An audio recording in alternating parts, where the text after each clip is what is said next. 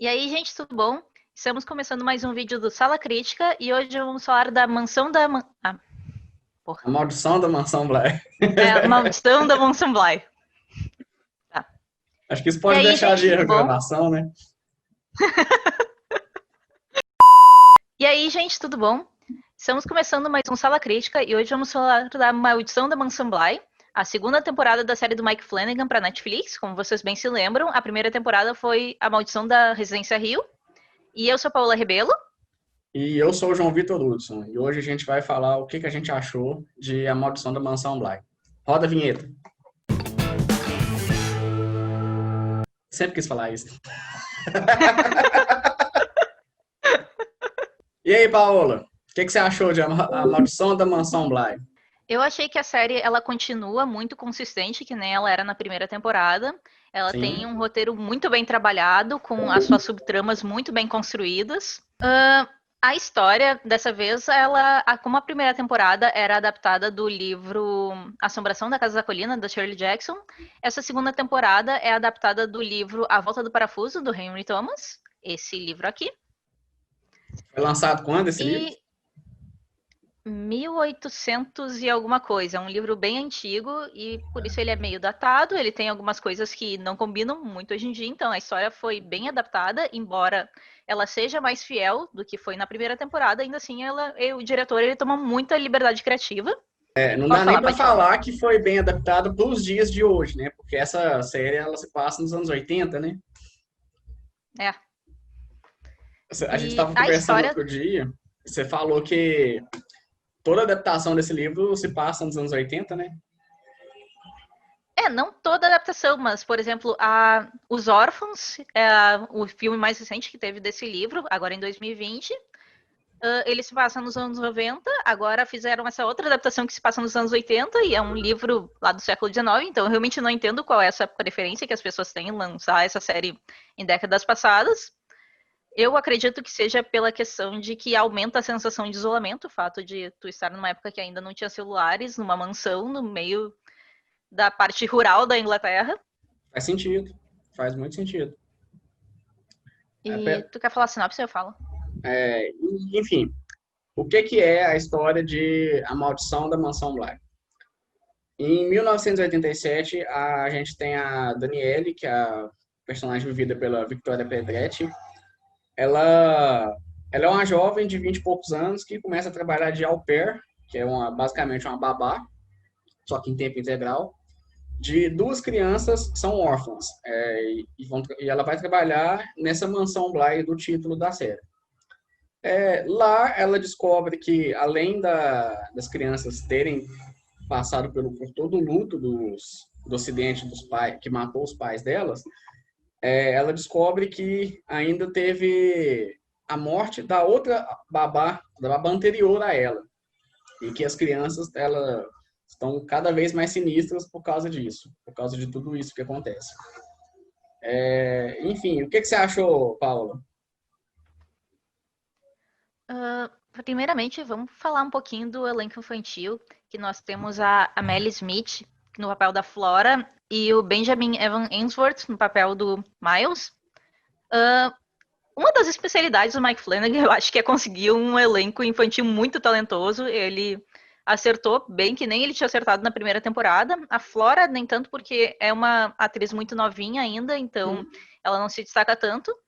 Mas o Benjamin, no papel do Miles, ele realmente está muito bom. É um papel que eu acredito que, não podemos dar spoiler, mas ele tem dificuldades que seriam complicadas até mesmo para um ator adulto, e ele realmente está muito à vontade no papel do Miles. Foi realmente assustador ver ele na série. Sim, o Benjamin, de que ele chama? Oi? Benjamin o que ele chama? É Benjamin Evans Ainsworth, o nome dele. O De nome garoto lá, aristocrático. o guri lá. O Benjamin. O guri que faz o Miles, ele é muito bom, porque assim, o personagem ele tem camadas, várias camadas, sabe? E isso para uma criança de 10 anos, eu imagino que ele tenha isso, é incrível. Eu achei a atuação dele a melhor da série, assim, disparado. Eu falo sem dó, sem medo. Outras atuações que pra mim se destacaram na série, foi a Victoria Pedretti, que ela já Sim, tinha feito a Nellie, uma personagem muito importante na primeira temporada, e agora ela volta no papel da Dani Clayton, a protagonista, e não são papéis muito diferentes, são personagens essencialmente muito diferentes, é meio que a Nellie e a Dani são duas facetas da mesma moeda, assim, mas a Victoria Pedretti, embora ela esteja acostumada com o papel, ela fez ele muito bem, ela não deixou, não fez de qualquer jeito por ser um papel que ela já está acostumada. Ela realmente segura muito bem as pontas como protagonista.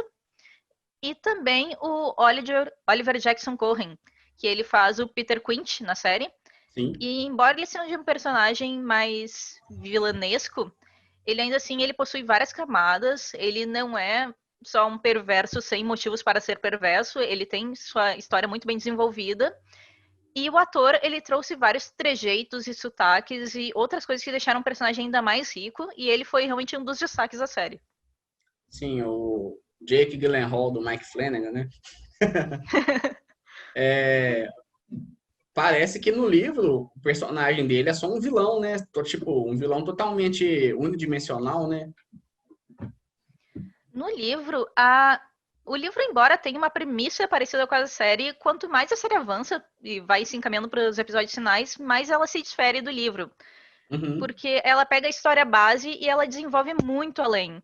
Por exemplo, o livro ele tem pouco mais de 200 páginas, aliás, até menos, acho que é 189 páginas. É bem pouquinho mesmo, e então ele não tem espaço para desenvolver todos os personagens da maneira como foi desenvolvido na série. E a Uhum. série, ela pega desde o mais coadjuvante possível até os protagonistas e desenvolve todos eles muito bem. Não tem espaço para um personagem mal desenvolvido.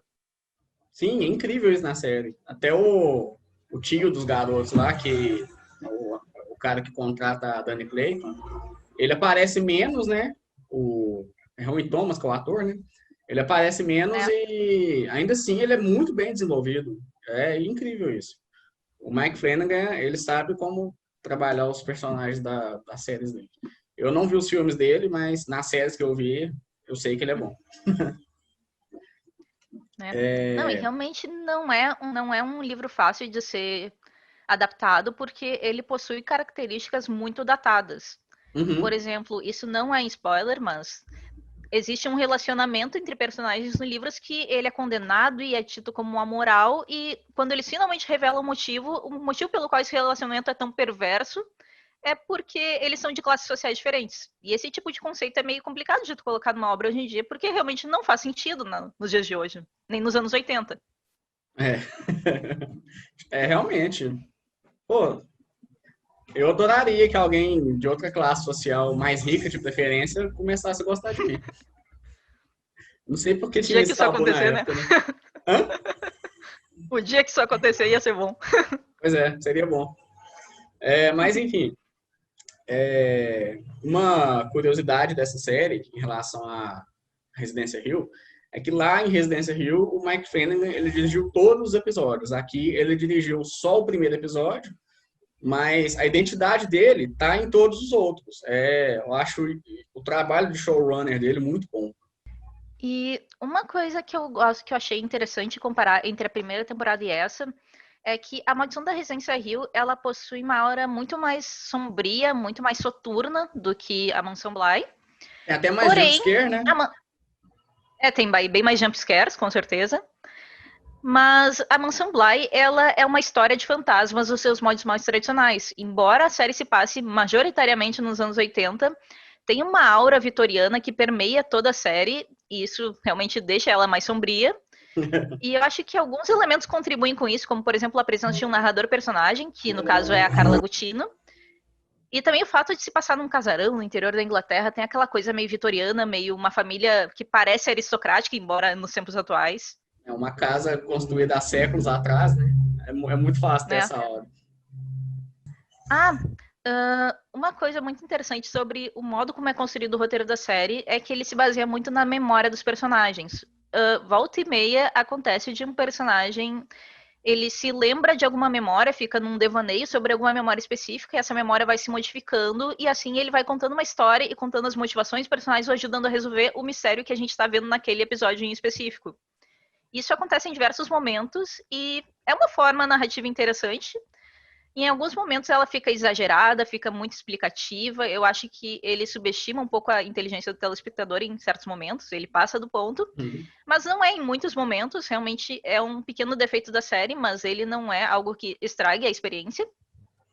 Sim, eu acho isso muito interessante, porque lembra um pouco o filme A Origem, do Christopher Nolan, né? Porque os sonhos lá, eles sempre são meio repetidos, né? E uma hora começa a acontecer diferente as coisas lá. E na série acontece isso com as memórias desses personagens. É um jeito muito bom de mostrar, explicar o passado deles sem ficar expositivo, né? Eu acho muito bem feito isso. E uma coisa que eu também achei interessante no modo como ela foi composta é que ela vai elevando a tensão daquele mistério que eles estão resolvendo no momento até um Uhum. nível que tá prestes a explodir e em vez de eles resolverem aquele conflito de uma vez, ele vai lá e pausa aquele conflito por um episódio inteiro e nesse episódio ele dá um baita de um flashback explicando outras coisas que levam até a resolução daquele conflito. Sim, Então, naquele momento daqueles episódios, é como se a gente soltasse a respiração que a gente nem sabia que estava aprendendo. sim, o episódio 8 é o episódio 8, viu, gente? Ele é maravilhoso. É o episódio 5 e o 8. São dois momentos que isso 5 e o acontece. 8 são maravilhosos, assim. E foi chegando no final, no episódio 9 mesmo, eu até comecei a chorar. Eu sou uma manteiga derretida, mas eu admito que chorei. Meio estranho, com uma série de terror. Mas a maldição da Residência Rio também já nos tinha feito chorar muito. Acho que eu passei a série Sim. inteira chorando, tomando susto e chorando. Ficava variando, assim. Nossa, aquele episódio, acho que é o 6 de Residência Rio, que é o do funeral. Nossa, aquele episódio é incrível. Eu chorei vários É. momentos daquele episódio.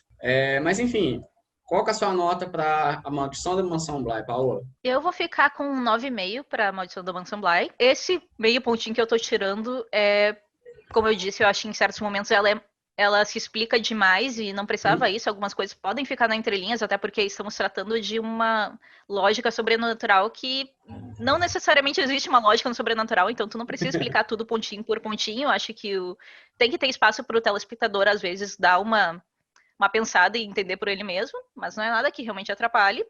E também em alguns monólogos, os personagens ficaram um pouco piegas, passaram do ponto do emotivo para eu já querer pensar em, sei lá, andem logo com a história, eu já entendi o que tu quer dizer. Mas, honestamente, são os únicos efeitos que eu consigo pensar na série. Ela realmente tá maravilhosa, desde o roteiro, a montagem, as atuações, a ambientação, tá tudo realmente muito bom. Sim, E tu, qual é a tua nota? a minha nota vai ser o 9 também, 9 de 10, pelos mesmos motivos, né? A repetição das coisas, o momento que fica um pouco piegas, mas esses detalhes não influenciam na experiência final, porque pode assistir sem medo, que é uma série maravilhosa, gente. E, Paola, vamos falar quem são as pessoas que fazem Sala Crítica acontecer? Vamos? Primeiramente, temos aqui o Rodrigo Ramos, a Camila Signorelli, a Kiane Sutelo, Líria Rebelo, Guilherme Pacheco Mercado, Matheus Rocha e Matheus Esquenato. E eu tenho aqui na lista Cristiano Mendes Aquino, Paloma Batista, Dudu Correia, Marlon Fonseca, Mariângela Ortiz Laimer Pinheiro, Nanato Silva Júnior, Letícia Bonato e Kátia Felício. Esses são os nossos apoiadores do apoia.se/Sala Crítica. Muito obrigado, pessoal. E se você quiser apoiar, a gente vai deixar o link aqui na descrição do vídeo. É só clicar lá e a partir de R$ 2 por mês você já consegue ajudar a gente a fazer mais conteúdos como esse. E se você gostou, deixa o seu like, deixa o seu comentário se quiser divergir alguma opinião da gente. Aqui está sempre aberto a debate. E se inscreva no canal. E é isso, né, Paola?